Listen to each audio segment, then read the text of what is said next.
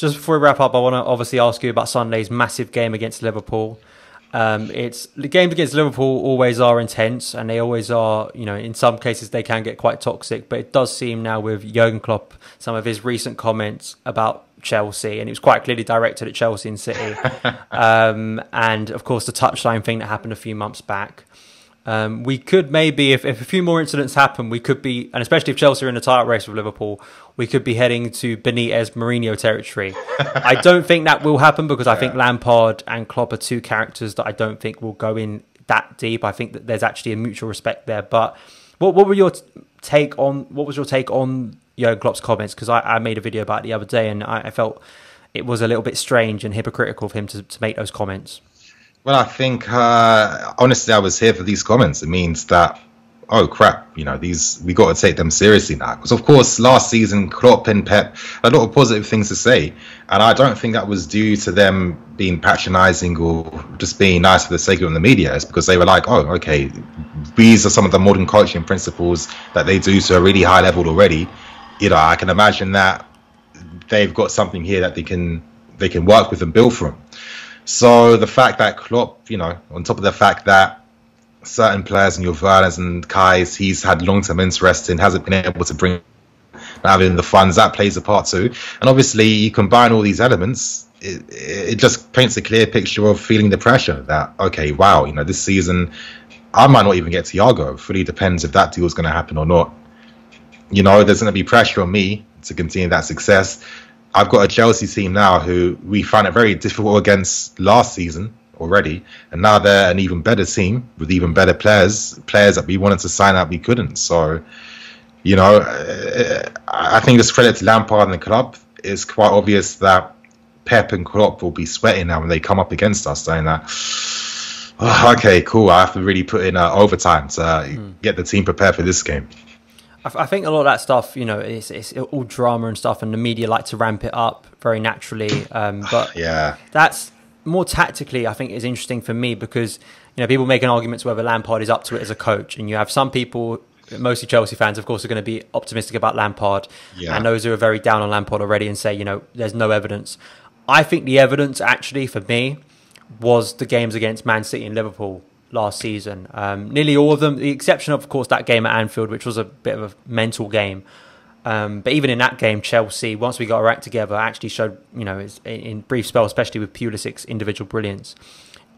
Were you like me? Because I felt the Super Cup, the league game, and then the FA Cup game, for me, were three examples where Lampard came up against Liverpool, a very good Liverpool side, and the first two times we got very close to beating them, and then in the third time, I think we absolutely dominated them. And it was a pretty decent side, even though it was in some ways a second side, and we had second side players out as well.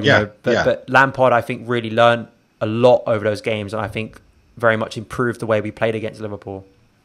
Yeah, I think so. I think the that game in the Super Cup last season versus Liverpool, right after the bat, getting hammered 4-0 by United, it was a self-inflicted defeat. I'm going to stand by that forever. But obviously, you're playing against a Liverpool team, absolutely unreal, just won the UCL.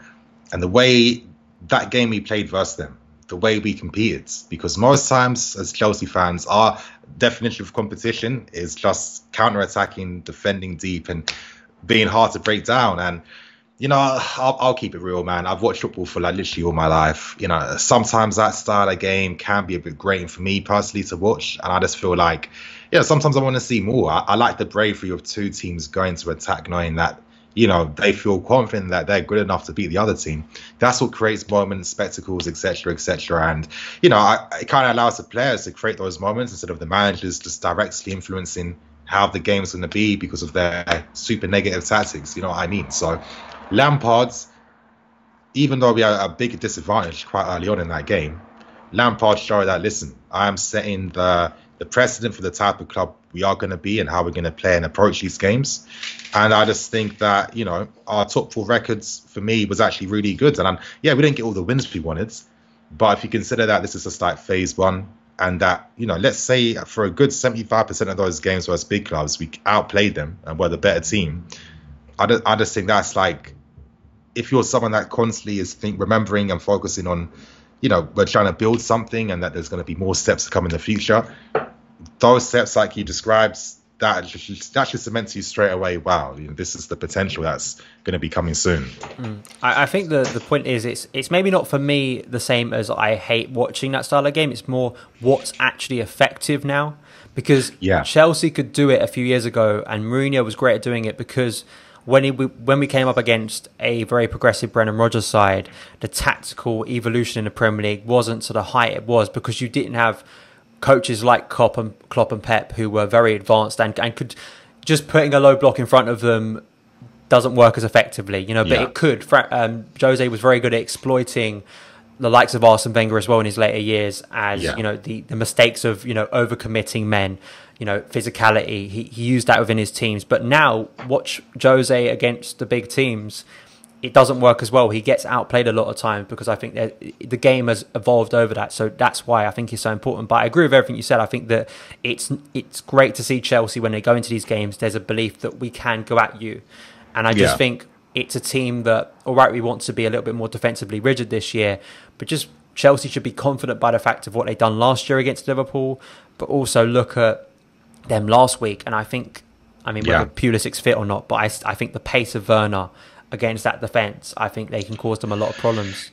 That's the hope. Yeah, against TAA as well. I mean, of course, I think he'll just absolutely put the burners on, burners on Werner. But yeah, man, I think I'm looking forward to this game on Sunday.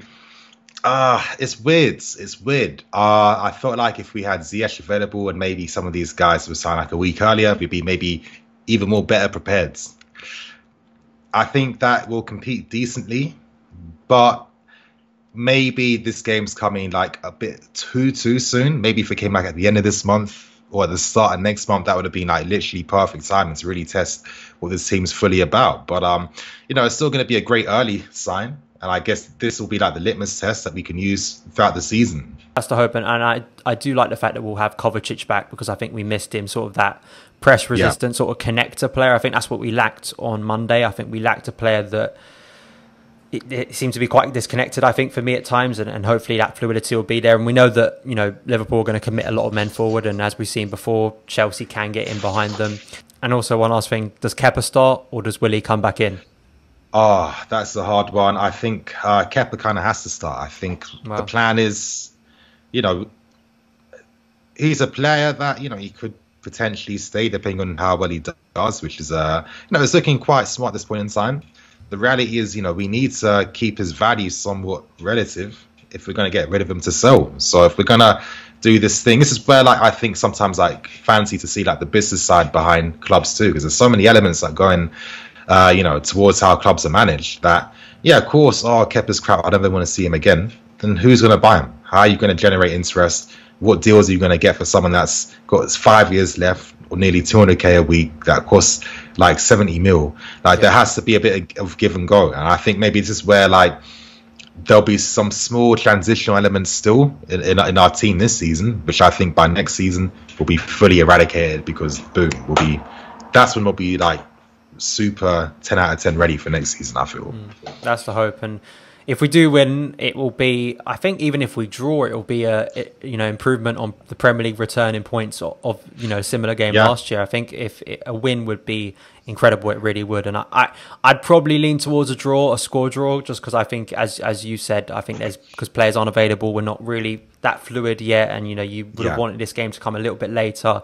I just think it's one of those early season games where maybe it could get to a point in a game where Klopp and Lampard could both look at it and go, let's move on to next week, basically. That could happen. But as we've seen with both of these teams before, they like to attack, so it could be a crazy free-scoring game.